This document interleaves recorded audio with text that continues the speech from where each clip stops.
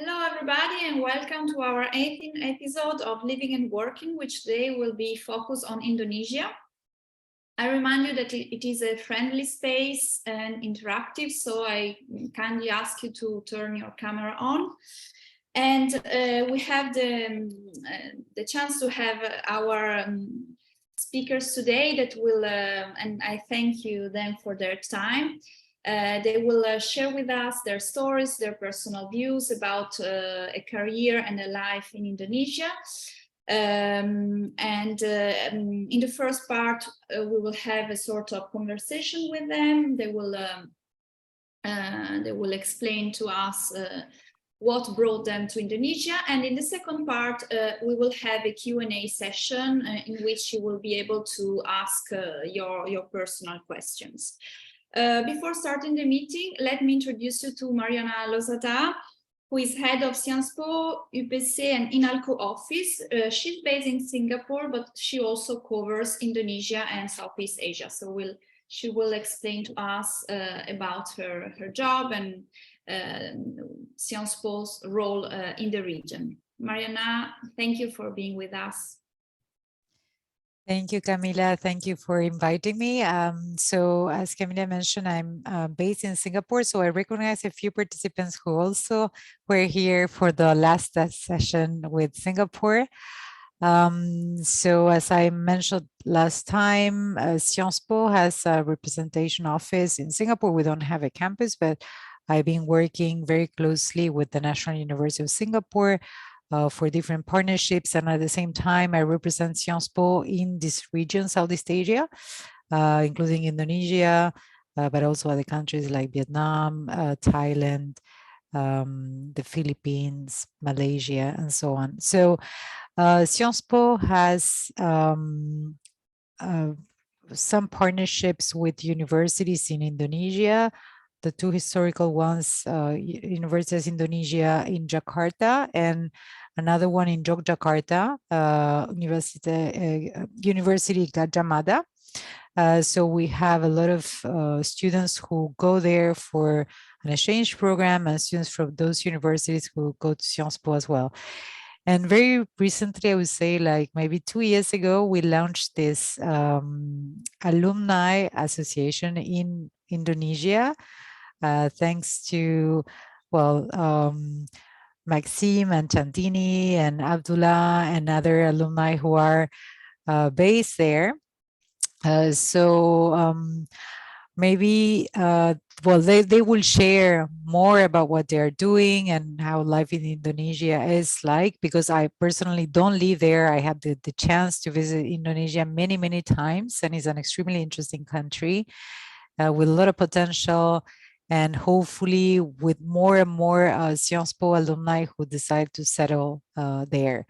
So I guess without further ado, I will give the floor to Maxime, who is the president of our Alumni Association in Indonesia, and who can tell you more about the association and his life there. And I would think all of you will share a little bit about what's life as a Sciences Po alumni. Thank you. Thanks a lot, Mariana. So indeed, with Abdullah and Chandini, we launched the association, and it's a quite vibrant group.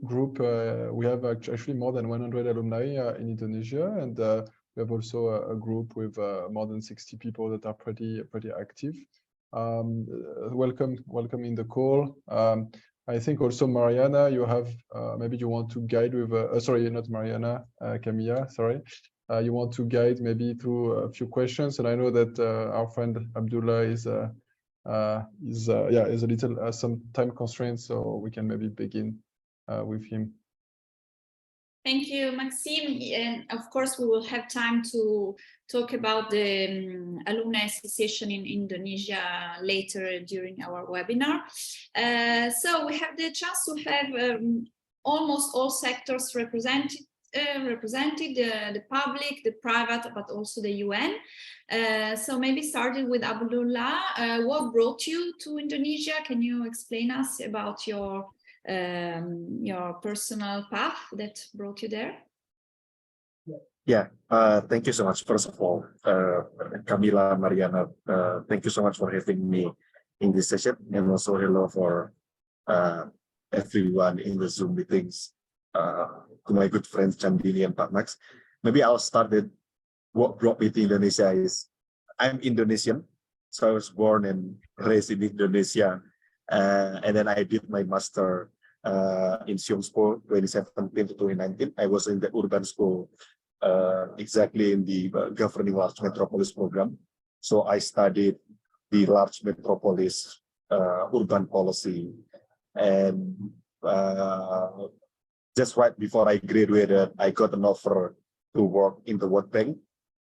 So then I took the job. I worked for a year in the World Bank in 2019, right after I graduated. And then I did some short consultancy project. And then I worked for a year in the Ministry of Public Works and Housing in Indonesia to support the new capital city project, the housing planning in the new capital city in Indonesia for a year. And then I moved to the United Nations Capital Development Fund that I started end of 2021 until now. So yeah, Camila, what brought me here is I'm Indonesian, so it was a lot easier for me to get opportunities in Indonesia. But of course, it was also a really good and interesting opportunities. So yeah, maybe I'll start on that. Thank you. Thank you, Abdullah. And Candini, can you also tell us your story? Yeah, right. Thank you so much. Hi, Camilla. Hi, Mariana. So, hi, everyone. My name is Candini. Currently Business Development Manager at the Government of Western Australia, Jakarta office. So basically, I'm also Indonesian, born and raised in Indonesia. Went to study at Siongspo between 2014 and 2016. So 2016, I went straight home after graduating from Siongspo. And then I took the job at one of the consulting firms in Indonesia. It's actually a Singapore-based one, a Singapore-based consulting firm focusing on public policy and government relations. So that's how I started my career in public policy and government relations. So I moved to another similar consulting firm. And then I also tried a public relations consulting firm as well. So that's why I also have some experience in public relations. After that, I continued to Tokopedia, one of the leading e-commerce companies in Indonesia. I was there for around 2.5 years. And now I'm here with the government of Western Australia, Jakarta office. So what I'm doing basically at the moment is actually as a business development manager. I'm responsible to take care of for different sectors, such as energy, mining and metals, and then security and defense industries, as well as cybersecurity as well. So what we're doing at this office is basically attracting foreign investment to come to Western Australia. So basically inbound investment. And then we are also helping Western Australian businesses to expand overseas because we have offices across the world. In Southeast Asia alone, we have offices in Jakarta, Singapore, Ho Chi Minh City, and then Hanoi. We're also opening 2 more offices, one in Kuala Lumpur, and the other one will be in Manila. So yeah, and I also studied international energy at PSIA, Paris School of International Affairs. So that's a little bit of my background. Over to you, Camilla. Thank you. Thank you, Candini. And Maxime, so you're the only one who is not Indonesian among our speakers. How do you know? Saya tak bisa berbicara bahasa Inggris, Indonesia aja. He's Indonesian now. Yes. No, but thanks a lot, Camilla. Yes, that's correct. And Chandini was mentioning PSIA. So that's, of course, go PSIA. So I was also a graduate of PSIA in 2015, international public management. Then I did actually a business school after that. And I worked in strategy consulting, initially in Morocco, and then for startups of the Rocket Internet ecosystem in Algeria, in Malaysia. And for the last 2 years in Indonesia in Fresh Coffee as a managing director of the entity Indonesia, trying to disrupt Starbucks in the country. So we have more than 90 stores across the country, mostly in on Java Island, in Jakarta, Bandung, and Surabaya. Yeah, that's pretty much my story, but we are keeping some bullets for the other questions. Thank you, Maxime, and congratulations for your language skills. Now back to Abdullah. Maybe since you work for the UN, can you please explain to us about the UN presence in Indonesia, about the opportunities there, and so your professional sector and your personal views on it? Yeah, sure. So yeah, basically, I believe like some of you are very familiar with Asian and Southeast Asian context. Most of the UN regional office are either located in Bangkok or Indonesia, Jakarta. Maybe some of them are located in Manila, but most of them are located in Thailand and Indonesia. So the UN presence and many other international organizations, development organizations, and development finance organizations is very strong in Indonesia. By saying that, the opportunities is also quite wide. When I was in the World Bank, I remember there are many expats or foreigners working in the project, not only senior staff, but also some young staffs. There was also one of young school students from 2018 batch. I remember she also did an internship in my project in the World Bank. So yeah, the opportunity is quite wide open.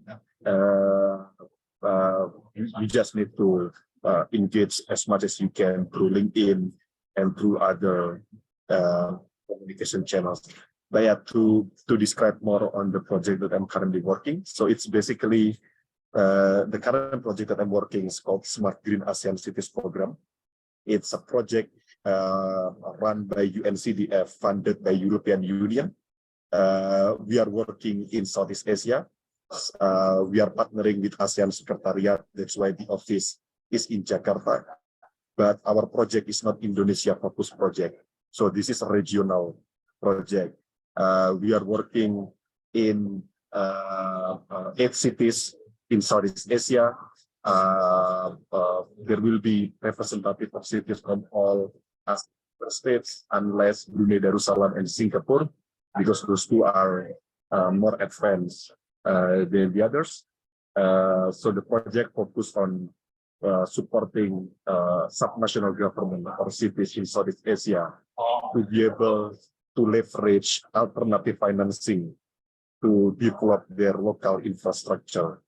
So to support government not rely on fiscal transfer from national government, how they can leverage innovative financing instruments such as credit guarantee, municipal bonds, public-private partnership, and many other resources.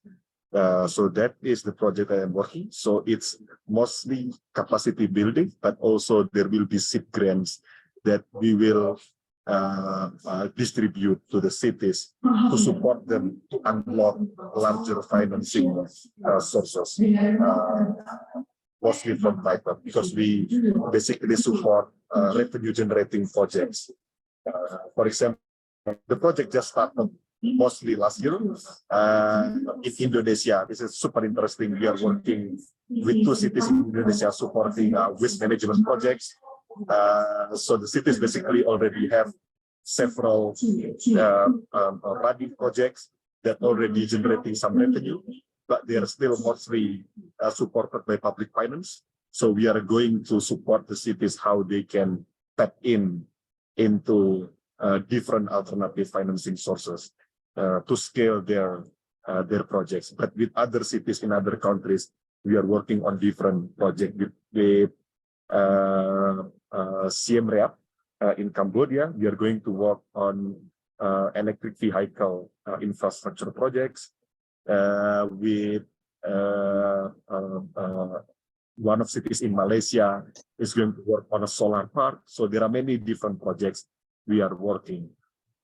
So yeah, but again, the project is very international, and I know many colleagues working in different UN agencies, and the opportunity for non-Southeast Asia or for non-Indonesians are quite big.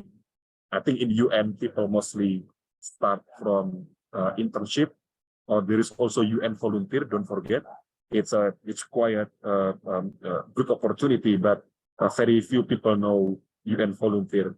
You know, in fact, in many UN internship projects, you don't really get paid, but UNV you do get paid.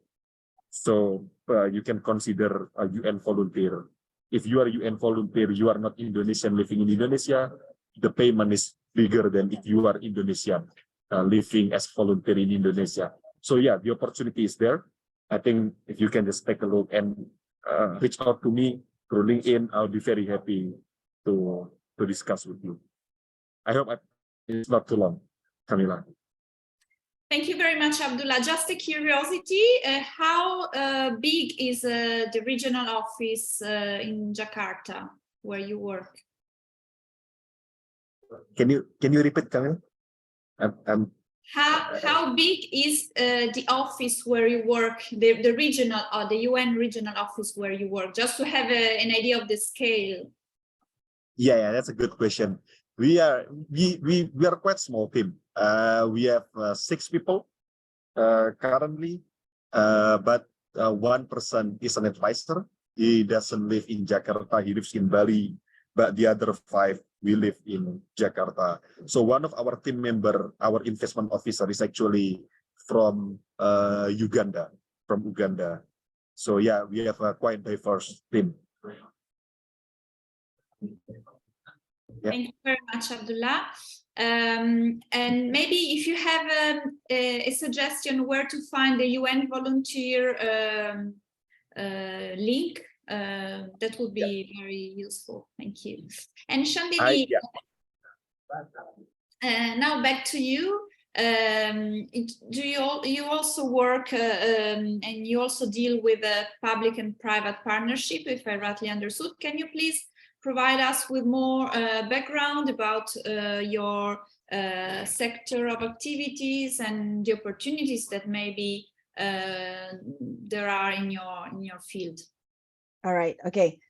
So there are, I think my explanation will be separated into two different parts.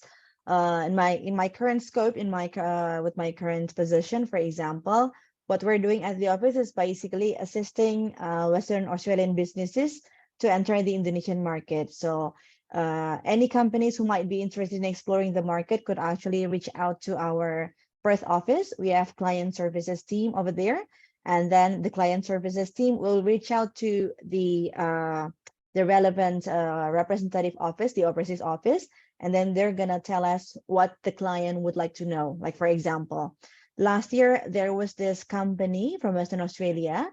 They're producing a standalone power grid. So basically, the solar panel that they have that they're producing, they can actually help to generate electricity for remote areas. So it's pretty much useful for those living in the remote areas who are actually far from the main grid. So that's what they're doing, and they wanted to know the demand in Indonesia for their power grid, if there's any EPC company, the procurement installation company, who might be able to assist them for their operation in Indonesia. So that's the kind of information that we're providing from the overseas office. But on top of that, if you're talking about like, apart from dealing with clients, what we're dealing with is actually we're assisting different missions coming from Western Australia to explore the Indonesian market. So we've been assisting a number of different trade missions. So it is usually a combination between government representatives and business representatives coming to explore the Indonesian market together.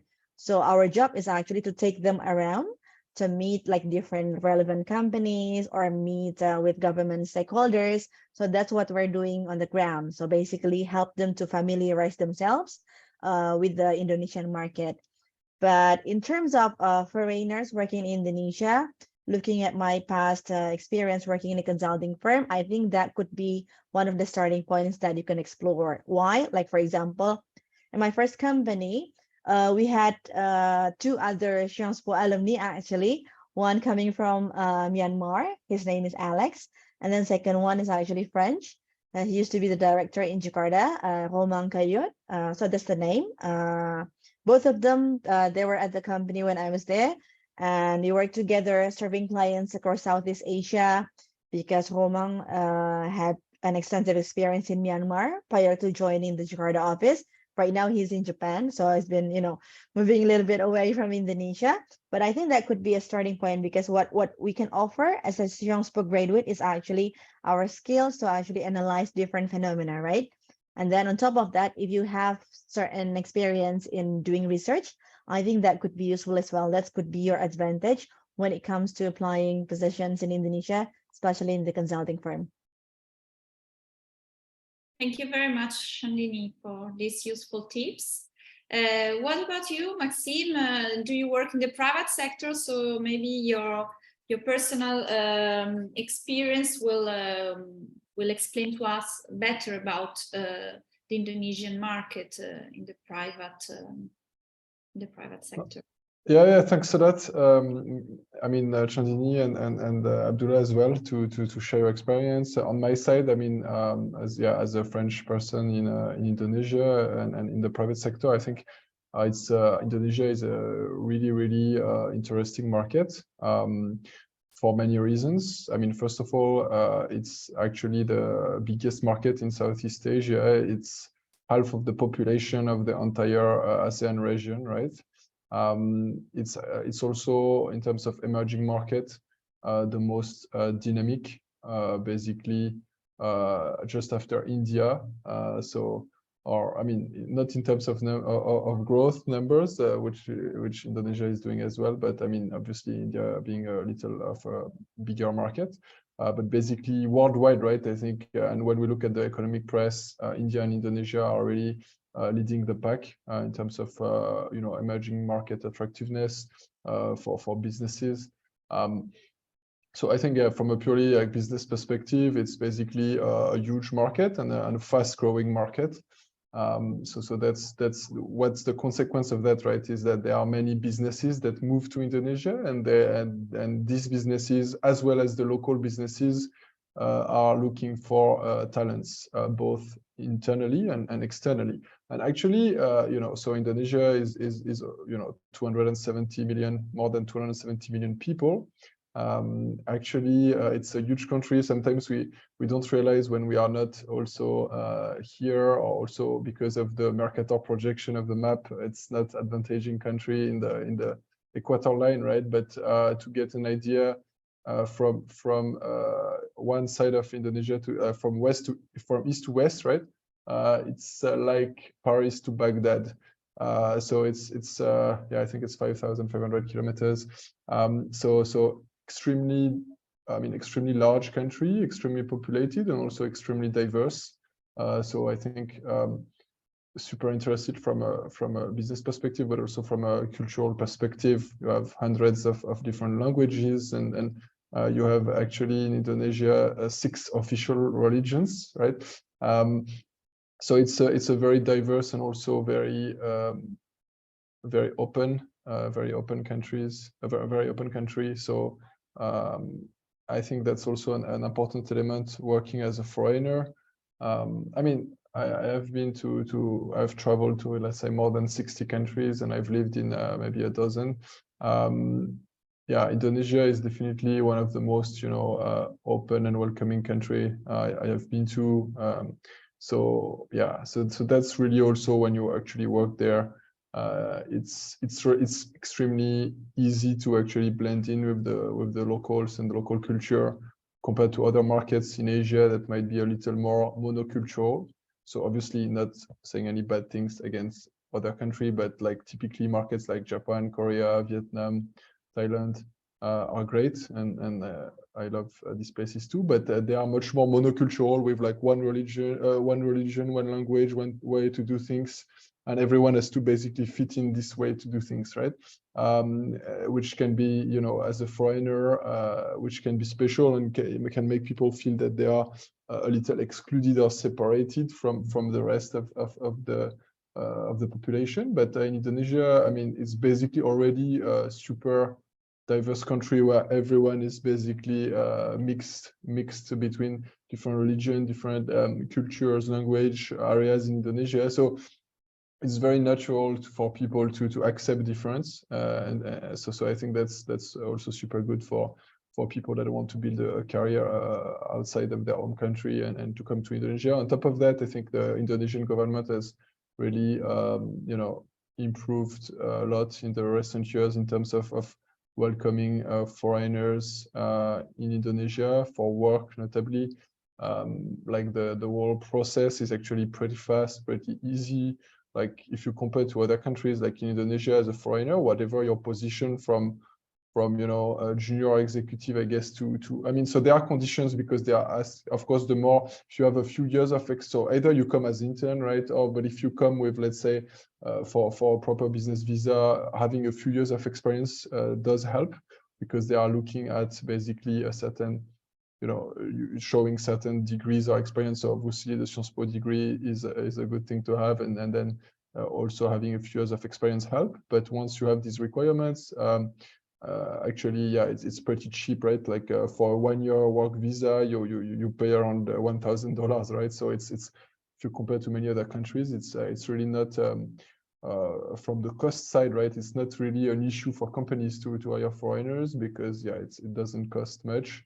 And of course, they have to follow the regulation in terms of maximum number of foreigner based on the total quantity of employees in the company, right? But that's definitely leaving the margin for hiring foreigners. And what's interesting in Indonesia, being a big market with a lot of local companies as well that grow fast and that want to internationalize, is that it's not only foreign companies recruiting foreigners in Indonesia, on top of course, recruiting locals, but it's also local companies that more and more, and I know also many people that are foreigners and that are working for a very local company, I mean, locally owned, local, let's say, Indonesian stock exchange or local conglomerates that obviously want to compete on the global stage, or even in Indonesia, which is a huge market. So they want to diversify as well their talent pool, right? And so, yeah, you can see in the management of an Indonesian company having also, just like we have, let's say, in the US or in France, right, that we have a lot of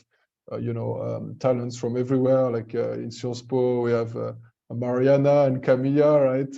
International talents. So it's the same, right? In Indonesia, they are more and more hiring foreign talent to basically increase diversity in the workspace and get more, more diverse and productive teams.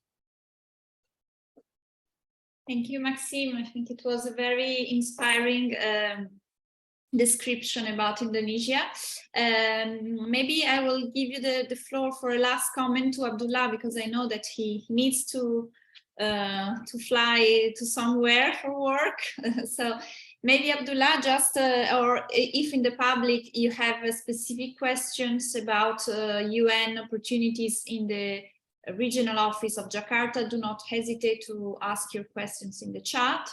Or raise your hand. Just maybe a last comment about your particular field. What are your working languages? French and English, as in any other UN office, or is a local language an advantage for application, maybe? Or I don't know if you have a last suggestion. Yeah. Unfortunately, French is not really an added value when you work in Indonesia, even in the UN. It's mostly English, not mostly. It's 100% English. I mean, unless when you are when I engage with my counterpart Indonesia local government, with the national government, I do speak bahasa Indonesia. So that's a particular added value that I have. But generally in UN, when you are not in francophone country, it's only English, 100% English. But I would say maybe another point that I should raise is that if you are looking to apply to any UN positions in Indonesia or in Southeast Asia, I think UN in general, just to remember that UN is really, it's a big bureaucracy. So there is a downside of that big bureaucracy. It is very slow. I have to tell you. So if you have a short timeline, do not expect to have a quick process if you are applying to the UN. So you need to expect of 4 to 6 months of application in UN. Sometimes it can be longer, but maybe in a few times it can be shorter. But in general, it's going to be more than 3 months. So really be wise in creating your timeline. If you are going to apply for UN, so better to prepare this as soon as possible. Maybe it's also another downside in UN is that most of the recruitment in UN, I should say that it's really based on recommendation from people who are already working internally. So even though they post the position online, they usually already have some candidates. This is usually recommended by the current team members because the program manager will trust the recommendation from their own team members because they know the people personally, they know what kind of job they will be working. So oftentimes they are using the internal recommendation. So I think it's good for you to build a network and relationship, at least through LinkedIn.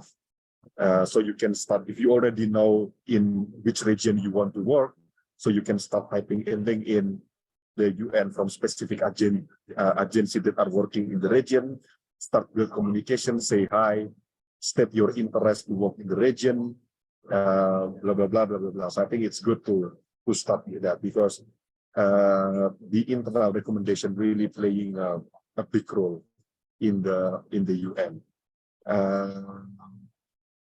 I think that's it, Camila. Yeah, I have to catch the flight in a few minutes. I have to work. Yeah, but again, Camila, really thank you to have me in the meeting. I'm really happy to meet everyone.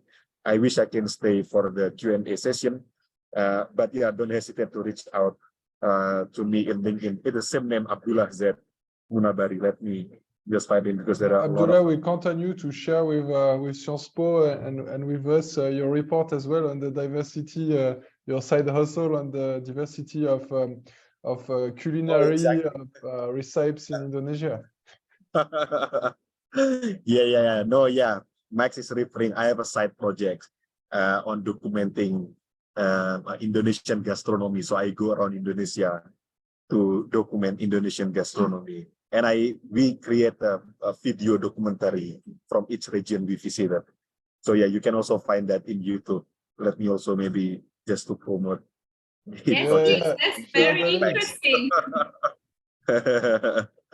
So that is, we have a climate and cultural angle to the gastronomy. So you can type that in YouTube. I think you'll find it.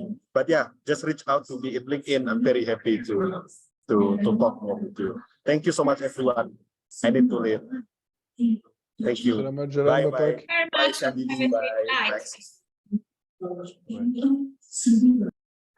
Now back to Candini. What is your daily working language? Do you only work in English or for dealing with public and local stakeholders? Indonesian official language is a plus or is it required? Right. Because my head office is located in Perth. So like on a daily basis, the main working language is English. Unless I'm speaking to my Indonesian colleagues as well as some Indonesian counterparts, just like what Abdullah already said earlier.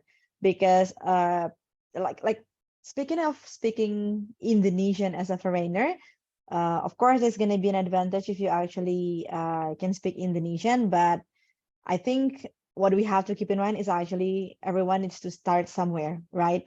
So even if you actually only learn a few words, I would say that when you're in Indonesia and you can only speak a few words at the beginning, Indonesians are very much welcome for that. So it's like you can actually say, just introduce yourself. Like, for example, hello, nama saya Maxime. So basically saying that my name is Maxime. So everyone would be like, oh, it's like Maxime actually can testify for that.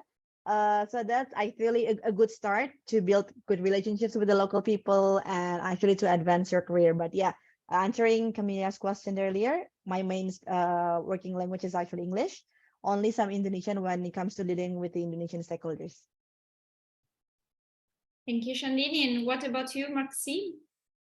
Yeah, no, so I think very good points from Candini. Yeah, actually, my language is also mostly English. I mean, so in many startups here, yeah, the language is English is used pretty widely. Actually, so that's so actually Indonesia get the double advantage, right? First advantage, actually among young people and all the startups and most corporates in big cities like Jakarta, everyone speaks good English.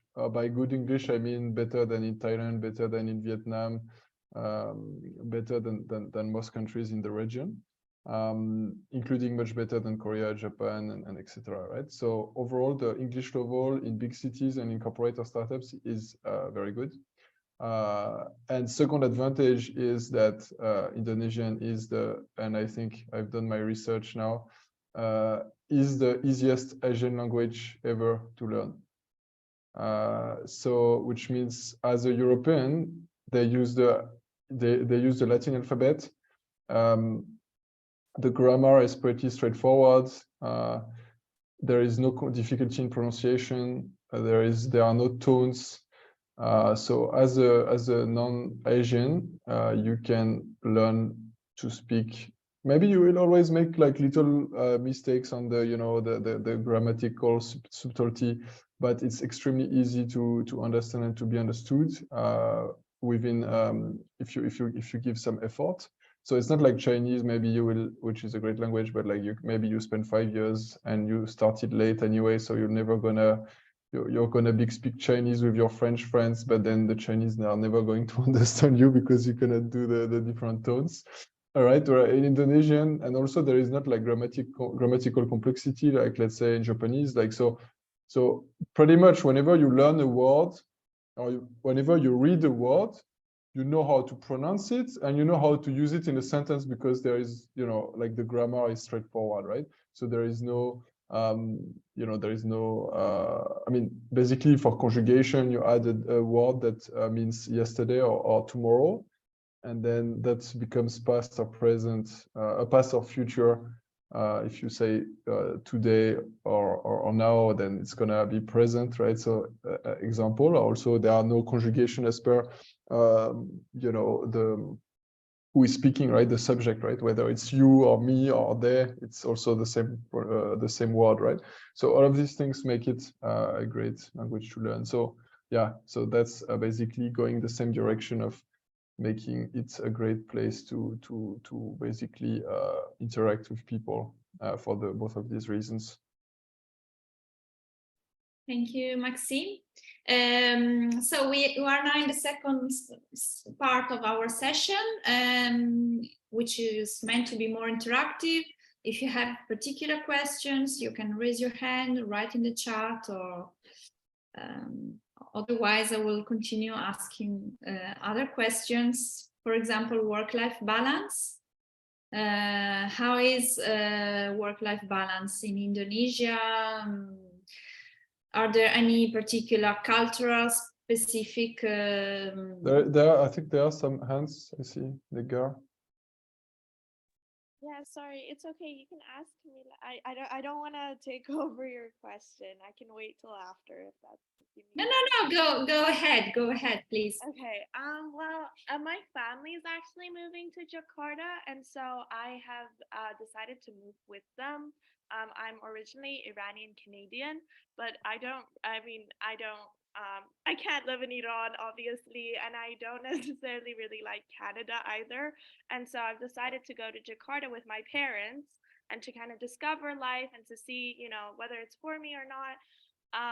And because of that, because I'm kind of going into it blindly and with my parents, I don't really have a mapping of like what organizations exist on the ground, and where do I begin searching for what is available, and I was wondering if you guys have any insights, like job boards, for example. I know, like, for example, in France, I use Coordination Sud, but for like NGO positions, but I have no reference in Jakarta or Indonesia in general. So I was wondering if you guys have any like tips, advice, where I can find and do a better mapping for work. Maybe Chandini, maybe you want to start on that. Sure. Okay. So Nigar, hi, nice to meet you. So when it comes to job searching in Indonesia or in Jakarta in particular, I think a good place to start is actually LinkedIn. LinkedIn, a very useful tool in a sense that you can actually put the keywords that you're looking for and then the location that you're actually looking for too. Like for example, public affairs in Jakarta or public policy Jakarta. So it will generate lots of results. But then again, I think another important thing that you actually need to take note of is actually what is it exactly that you're after? Are you after an experience in a startup or in an established company? Or you're specifically looking for NGOs, for example? Because there are different options on LinkedIn. Like basically, if you're putting those keywords, public policy, public affairs, they will provide any relevant searches regardless of the organizations. So for example, if you're putting public policy, you might get results from local companies like Sinarmas, for example, or startups like Tokopedia, or even like, for example, Flash Coffee. And then also organizations like, I don't know if you're aware of this. So in Indonesia, there are lots of projects that are actually funded by foreign aid, just like US aid or Australia aid. They have different projects in Indonesia, and they usually also open the opportunities to recruit the people from LinkedIn, including for foreigners. I think that's something where you can actually start. But Maxime, if you have any other feedback, so feel free for that. Thank you. Thanks, Chandini, and thanks as well, Nigar, for your question. So yeah, actually, I would say it's not particularly original, but I totally can relate with what Chandini said on LinkedIn. I mean, I personally found my job just applying on LinkedIn to the job, even though it's the director role in Flash Coffee. But yeah, that was LinkedIn. As a company, we are also hiring, right? And we are also basically mostly using LinkedIn for recruitment for office jobs, for like more staff related jobs. There are the Instagram or TikTok can be the good channels, but yeah, for office job and for people usually like short graduates, for instance, I think we say LinkedIn is #1 and is very well used in Indonesia, right? In some markets in Asia, maybe they don't use much LinkedIn, but in Indonesia, it's actually really much used. On top of that, in terms of the NGO, if I assume that's one of the interests of yours, actually there are many like foreign NGOs in Bali, but yeah, if you're in Jakarta, I guess it's less relevant for you. In Jakarta, I guess there are a little less of international NGOs in Jakarta, but as Chandini mentioned, there are a lot of development agencies that can be a match, as well as some companies having let's say CSR programs, right? And ESG CSR initiatives by company, where you can have work in interesting projects that can be quite similar in terms of impact to what NGOs are doing, but but then as part of a corporate. Obviously, like for the public sector, Indonesian public sector, which would have also interesting opportunities, that would be a little more complicated as a foreigner, I think.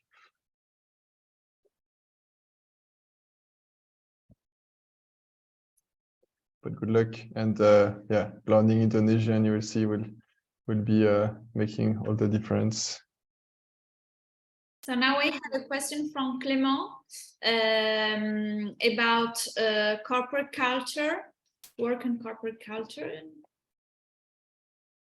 Perhaps Max, you can start from this. Okay, sure. No, so corporate culture, I think quite diverse, and obviously, I mean, just like everywhere, it really depends. So it's sorry, I just reading your question to make sure I don't work-life balance. If you want to add Okay, work. Yeah. Sure. Be free. Hi everyone.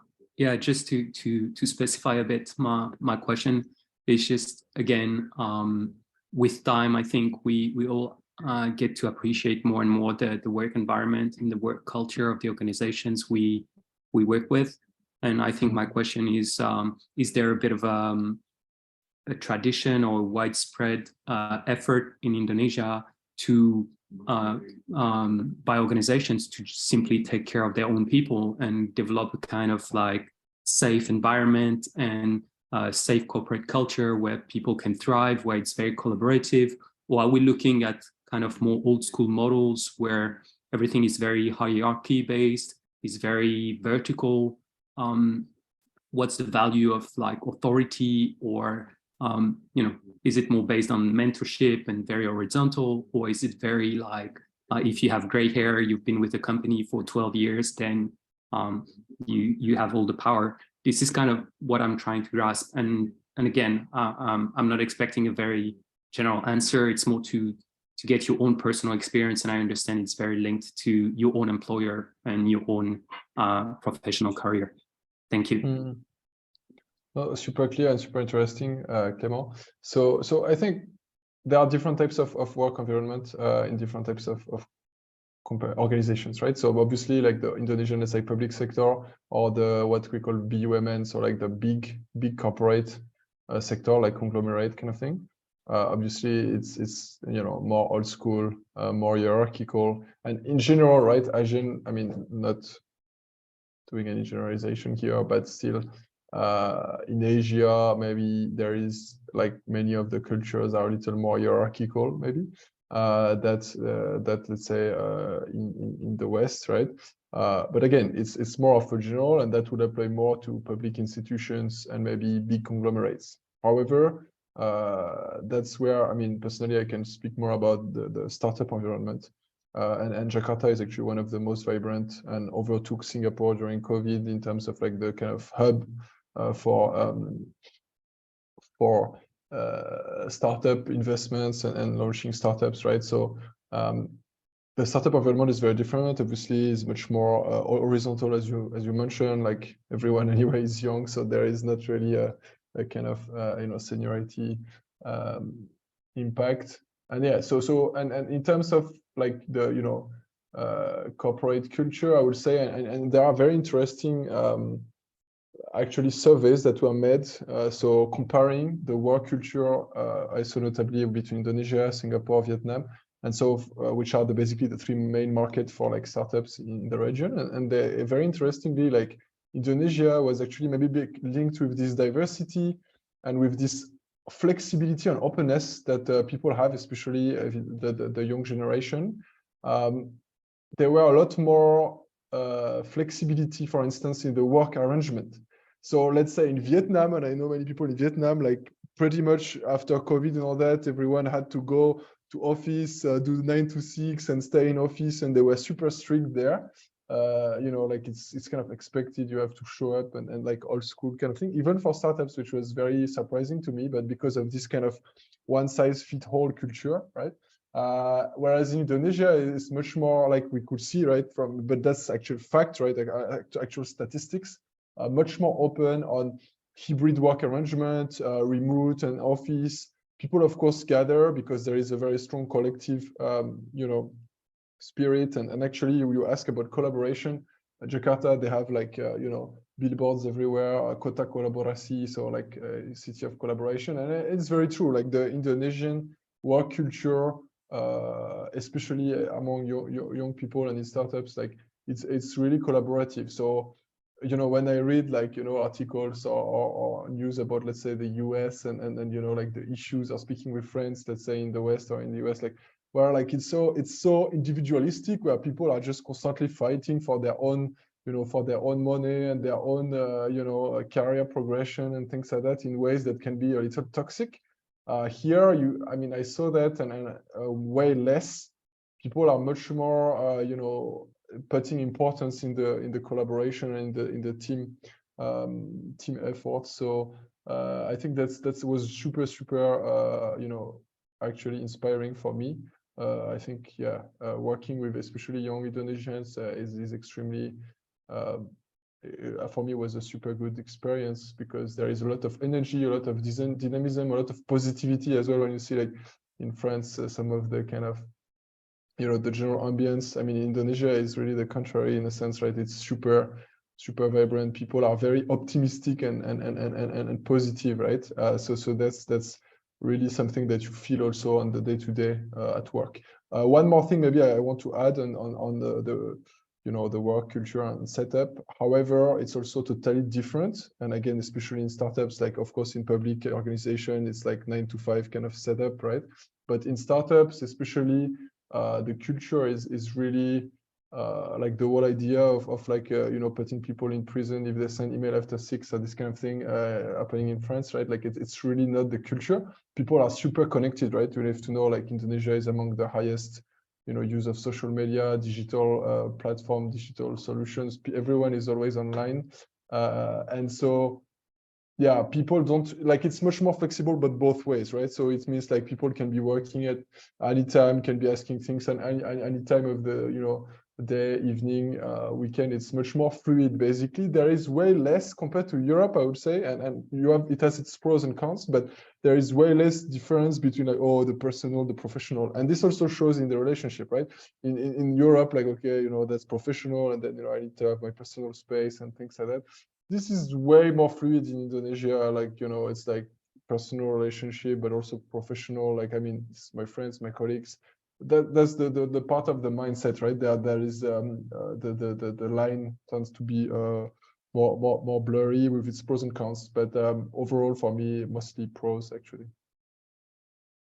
All right. Thanks, Maxime. Hi, Clément. I think what I would like to share would be when it comes to consulting, for example, it could be pretty much demanding in terms of the what is that, the dynamics in that sense in the organization. Why?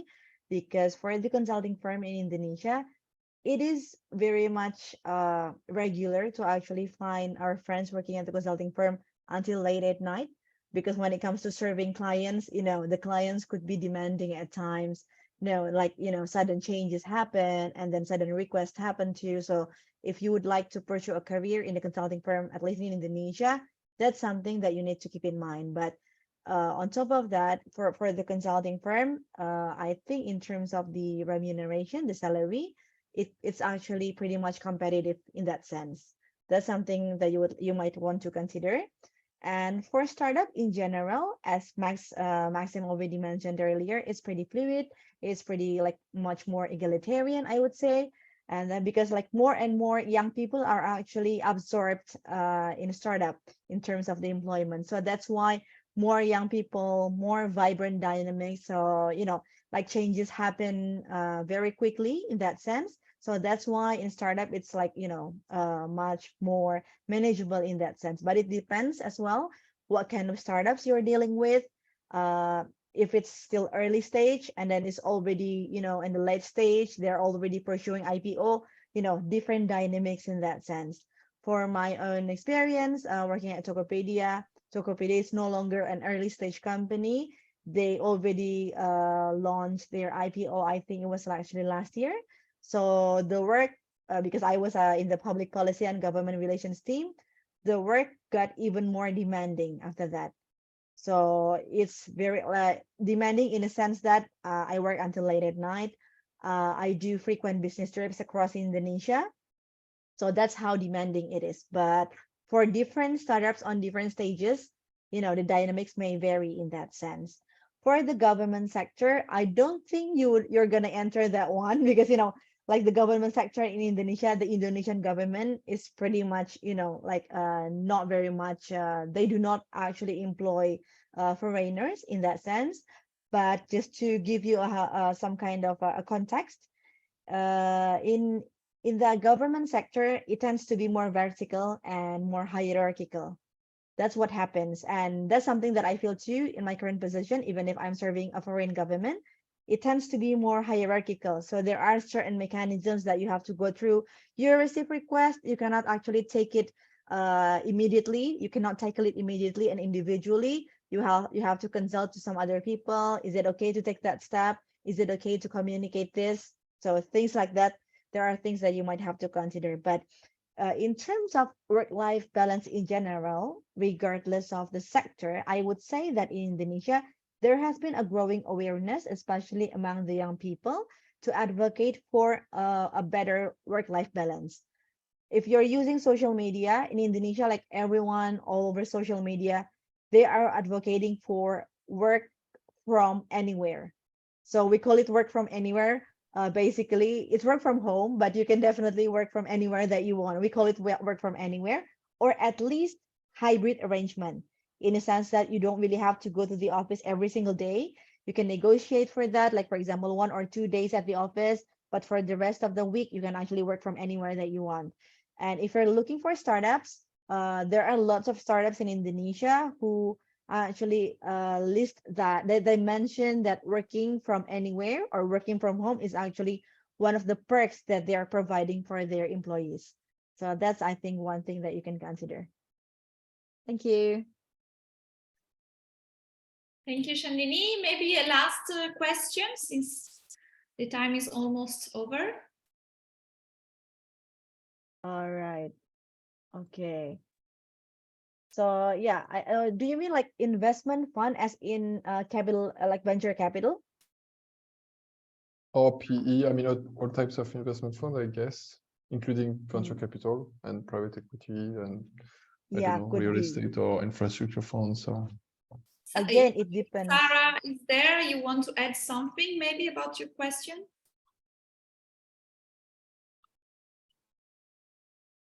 Is Sarah? Sarah still here? Yeah. Yes. Hi, sorry. No, I think the answer was very clear. Thank you. All right. Okay. Thank you. thanks. Great. So maybe a All last right. question, or if you want to conclude, maybe explaining us about the Indonesian alumni chapter, and I will put in the chat the website if you want to register and receive the news about the chapter, or any other final comments. I think I would like to answer a little bit Clement's follow-up question about the viewers living in Jakarta. I think one thing to keep in mind when it comes to Jakarta is actually traffic jam is basically everywhere. Maxime can testify for that. So better for you to actually, if you're working in Jakarta, make sure where the location of your office is, and make sure that, like, you know, you have to measure the distance between where you want to live and where the work is located, because it matters a lot when it comes to public transportation, when it comes of the time that you're going to spend on the road. So it matters a lot in that sense. But on top of that, I think at least in the central part of Jakarta, the central part of the city, the public transportation has been growing very rapidly. We have MRT at the moment. We have the buses called Transjakarta that run regularly, and they actually stop at a certain bus stops. And then we also have the city train. We call it commuter line.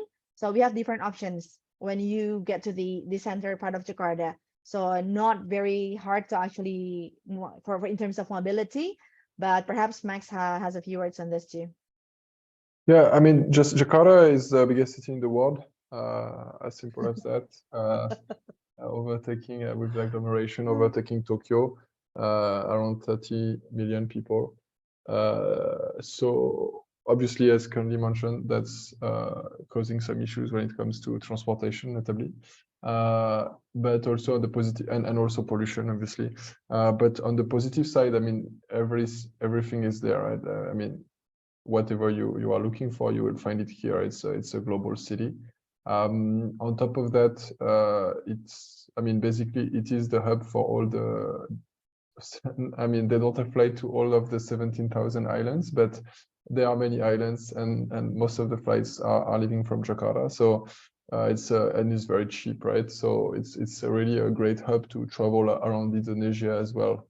And that's really a plus, as there are a lot of amazing places to visit in Indonesia. So yeah, it's not the best city for, you know, outdoor life, because of the pollution and the traffic, but you can meet a lot of great people here. The overall vibe and the people in general are super friendly and super cool. and it's a great hub to travel. So, and also actually driving at a driving distance from the center of Jakarta, you can go to a lot of nice areas. There are 2 volcanoes within maybe 1.5 hours drive from Jakarta to do hikes, national parks. So yeah, even without taking the plane, you have like decent trains to explore other cities in Java. From Jakarta, they have good train system in Java, going to Bandung, Semarang, Surabaya, etc. And on top of that, yeah, you can travel to Bogor and explore the volcanoes around the city relatively easily. We have a last question about other cities outside of Jakarta. And there are international companies, apps, and work opportunities in Sulawesi, Papua, or Moluccas. It really depends of the type of business that you are in or that you are looking at. So obviously, you know, Papua, Sulawesi, maybe like mining and this kind of thing, yeah, will be particularly developed, right? I mean, if you have like, I mean, the generalist, meaning if you want to have everything in Jakarta, you can look for any type of job you can ever think of, right? Except maybe space programs, but apart from that, everything is there, right? So yeah, obviously, and then, you know, and if you go in smaller cities, then it will depend on the specialization, economic specialization of the city, more or less, right? So mostly, like, I mean, the big cities where there is diversified job offerings, I would say Jakarta, Bandung, Surabaya, maybe Medan. But apart from that, yeah, like the Eastern Indonesia that I mentioned, like Sulawesi, Papua, Molucca, is more related to either NGOs or more industrial and mining, I would say. And hospitality as well, obviously, with a lot of paradisiac islands. So thank you very much, Candini and Maxime, for your time and your useful tips.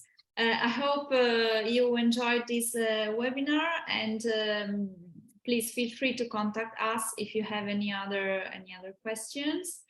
So let me stop here.